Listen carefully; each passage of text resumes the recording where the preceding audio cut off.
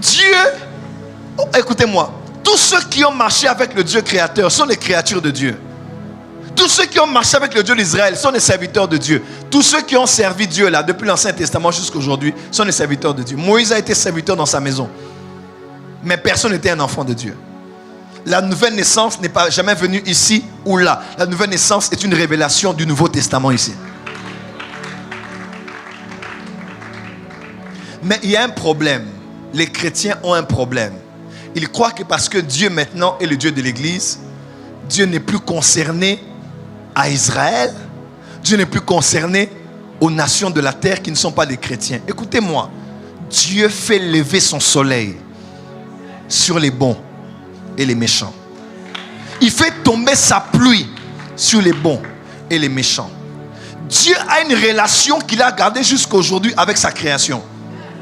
Il a une relation avec nous les enfants de Dieu par Jésus. Mais il a toujours gardé une relation. Dieu a une relation avec les musiciens profanes, les DJ de boîtes de nuit, les chefs d'État. Dieu, même s'ils ne sont pas chrétiens, le Dieu créateur a gardé une relation avec eux. Aujourd'hui, Dieu nous parle par le Saint-Esprit dans l'église. Mais hors de l'église, en Israël et même dans le monde, Dieu continue à les parler. Et l'une des voies principales par laquelle Dieu parle à l'homme, c'est la voie des songes.